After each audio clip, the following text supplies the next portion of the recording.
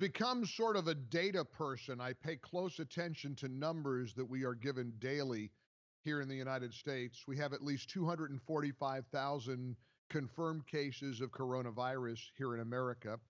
At least 6,000 have died so far. At least 1 million diagnosed globally, 54,000 deaths around the world. In New York State alone, there are 92,000 cases. The death toll tops 1,500. Equally important for people who are terrified about how they're going to feed their family or where their next paycheck is going to come from.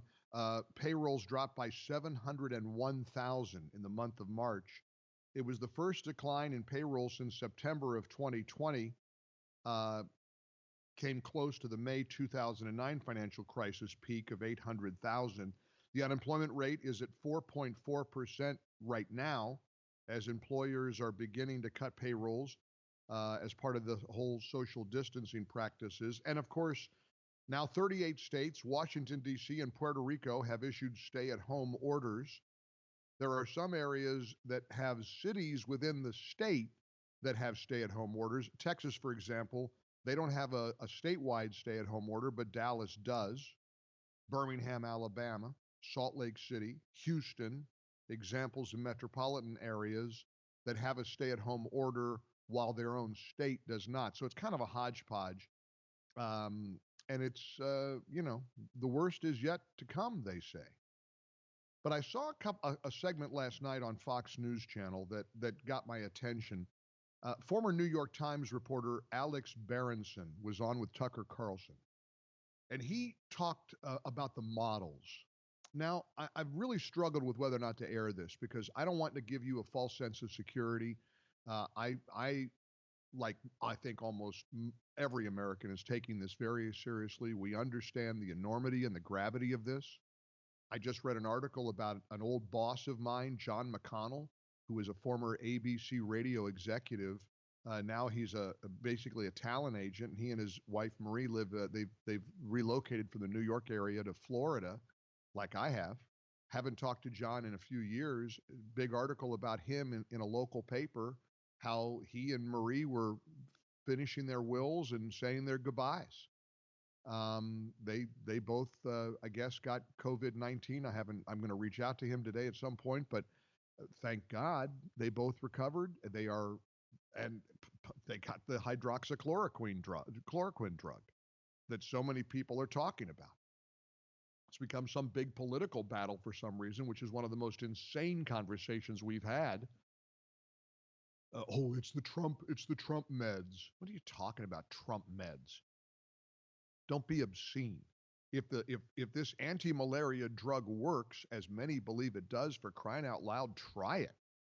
I've often thought if I'm not trying to come in contact with anybody, if I got diagnosed, if I started exhibiting symptoms, I'd be begging them for hydroxychloroquine and a Z-Pack. I know people now personally, and I go back a couple of weeks to telling you about people in New York who were treated with that, and they had an almost miraculous recovery from the effects of this terrible, terrible virus.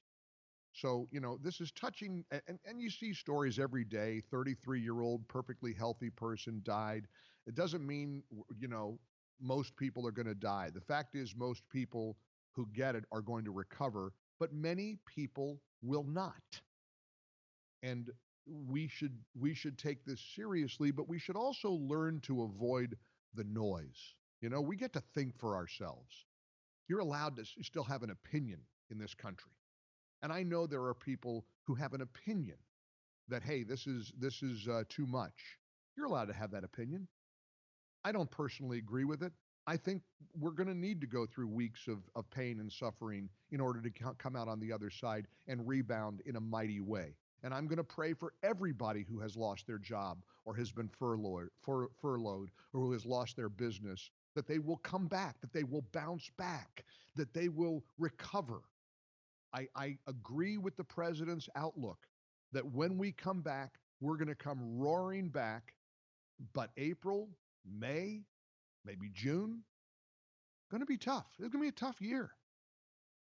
Doesn't mean it's going to last the whole year, but we're in for a rough few weeks. Thousands are going to die. Right now, it's about 1,000 a day, it seems. You look at the counts, this data that I watch pretty carefully. You talk about thousands of deaths. That's nothing to ignore. And as the president himself has said, this is not the flu. This is not the flu. It's much more contagious. It's much more lethal. And listen, we're in it. We're in it. We're in the thick of it. But I want to take you to Alex Berenson on Tucker Carlson last night. You might find his comments fascinating. Again, former New York Times reporter. So he comes from that world. And wait till you hear what he says about the models and how they just have not held up. The apocalyptic numbers have just not held up. We're going to dive into that and more coming up.